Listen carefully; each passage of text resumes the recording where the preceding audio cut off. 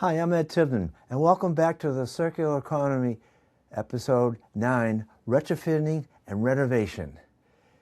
Close the loop, close the pollution. What if I told you about a building in London that was so polluted, so blackened with soot, so completely associated with a fossil fuel age that it sat for 25 years? And what if I told you that same building, sitting on the banks of the River Thames, it now is one of the most valuable and most celebrated visited destinations in all of Europe? It's not a fairy tale. That's the Battersea Power Plant Station, and it's one of the greatest circular economy success stories of our time. Today, in our final episode of the 4 hours of the Circular Economy series, repair, refurbishment, remanufacturing, and retrofitting, we're talking about retrofitting and renovation on a very high level.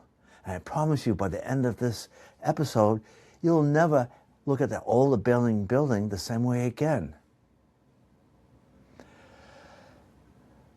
Before we dive in, I want you to remember in this series and throughout all the episodes, I've been talking about the trifecta of the circular economy and those things that happen every time we apply circular principles in the right way. We save money on retrofitting versus demolition. We create jobs, far more than the original building ever did in this series, and reduce waste with 90% less materials going to the landfill. That's a trifecta, and Battersea Power Plant hits all three in spectacular fashion.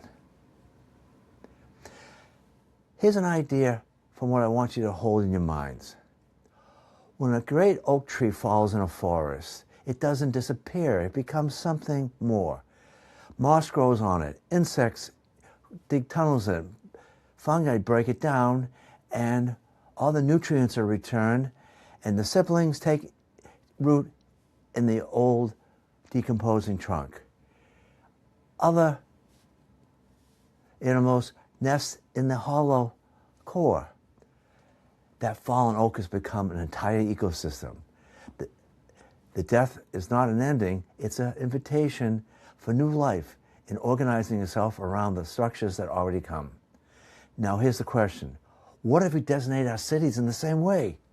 What if instead of demolishing our great old buildings and shipping the rubble to landfills, we treat them like fallen oaks, anchors around which entire new ecosystems of life, commerce, and community could grow?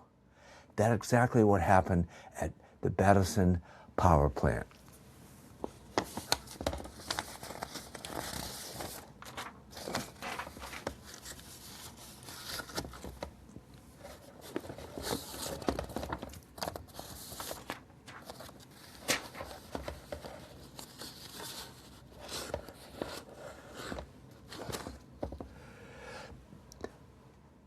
The Battersea Station Power Plant was built in two phases.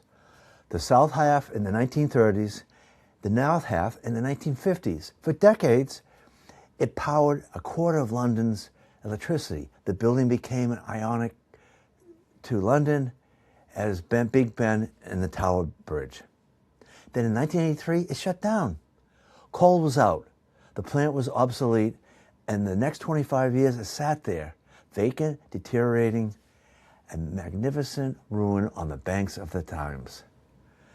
There were attempts to renovate it, redevelop it. A theme park was proposed. Multiple schemes, but they all collapsed. And by the early 2000s, experts are saying what might be beyond saving. Then in 2012, a Malaysian consortium led by SPCEDA, Sienna Debbie, and the Employees Provident Fund of Malaysia. And they made a bold bet. They purchased the power station and the surrounding 42 acres of land for approximately $400 million. Let me put it in context. You're buying an enormous derelict building with crumbling brickwork, decayed infrastructure, and heritage-listed structures, meaning you cannot alter them without government permission. and you're buying it in central London, one of the most expensive real estate markets on earth. They didn't tear it down, though. They didn't start over. They said this building has some great, it's like an oak tree. It has some great roots to it. Everything we build, we grow around it. The developer instead invested approximately $1.4 billion in the renovation and transforming of the site. The power station building itself was completely restored. Its original Art Deco interior brought back to life. Every heritage element painstakingly preserved. And around it, an entire new mixed-use neighborhood was created. Apartments, offices, retail, restaurants, a new London Underground station, parks along the Thames, a performance venue inside the original turbine halls. Apple chose Battersea as its London headquarters, occupying 6 floors of the renovated power station. You now have Apple engineers working inside a building that once burned coal to keep London's lights on. Think about that imagery for a moment. Coal to computers, pollution to innovation. That is retrofitting at its most powerful. Today, the Battersea power station development is valued at approximately $10 billion. To recap, $400 million to buy it, $1.4 billion investment comes out with a return of $10 billion.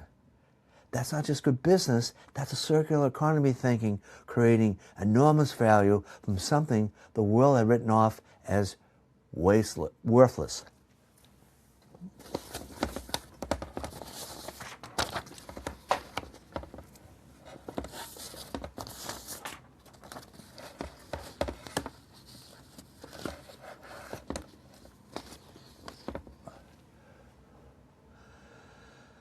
So, when it comes to the trifecta,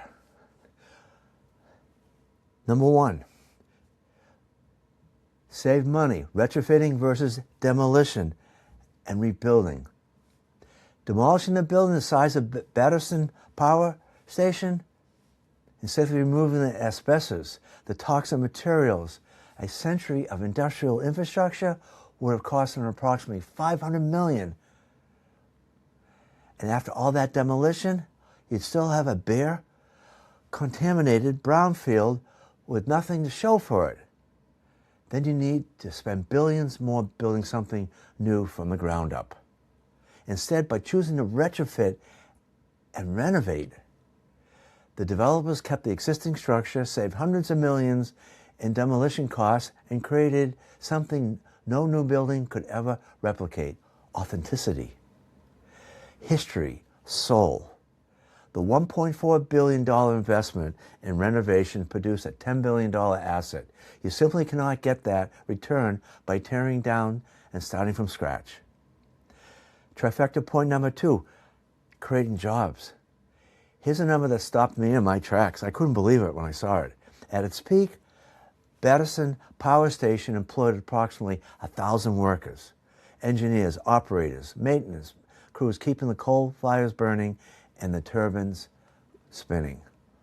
When they redeveloped the power station in the public in 2022, over 2,500 jobs were created immediately. And when the full 42 acres is complete, approximately 20,000 people will work there permanently. That's a 20-fold increase in employment on the exact same piece of land. And the developers didn't just create any jobs. They set up a Battersea Academy for Skills and Employment, specifically to make sure local residents in the surrounding community got first access. That's not just job creation, that's community building. That's a neighborhood healing itself around a great oak tree. And number 3, reduction of waste. The waste equation nobody talks about, but when they proposed the demolition, Tearing down a building the size of the Battersea would have generated an estimate 300,000 to 500,000 tons of demolition waste, bricks, concrete, steel, asbestos, and contaminated materials. Most of it heading straight to a landfill. Then to build something new, you truck to an equal or a greater amount of virgin materials, new steel, new concrete, new everything has to be trucked in. By choosing to retrofit instead, approximately 90% of that material never went to a landfill. The walls stayed, the frame stayed, the original structure was restored and reused. The site that once spouted soot and sulfur into London's air is now a zero-emissions neighborhood, from pollution machine to pollution solution. Now I want you to zoom out for a minute, because Battersea isn't just a story about one building in London. It's a model. It's a model that desperately needed right now.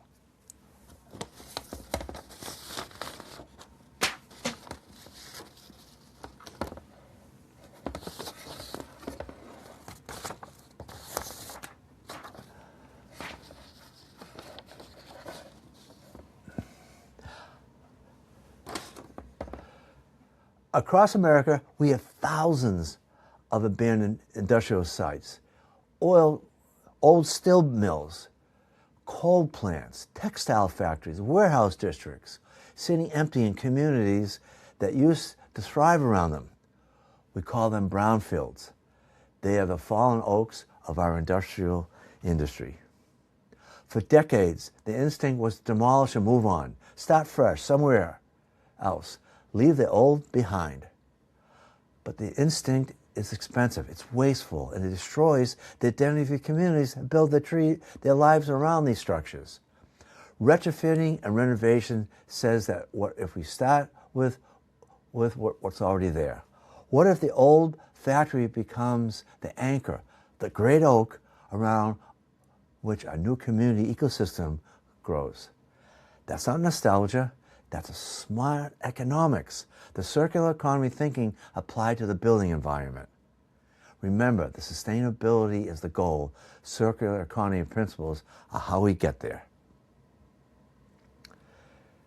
Next time you pass by an abandoned building, an old factory, a shuttered mall, or maybe a derelict warehouse, I want you to see it differently. Don't see the problem, see the great oak tree. See the anchor of something new. And next time your city or town is debating what to do with an old industrial site, ask the question, have we fully explored retrofitting and renovation before we start to spend taxpayer dollars on demolition? Because the numbers at Battersea prove what circular economy thinkers have been saying for decades. It's almost always cheaper, faster, and more sustainable and more valuable to work with what already exists than to tear down and start over. $400 million, $1.4 billion invested, $10 billion back of value created. And a London landmark that was once the symbol of industrial pollution is now the symbol of what a city can become when it chooses to close the loop. That, my friends, is the circular economy at its finest. Close the loop, close the pollution.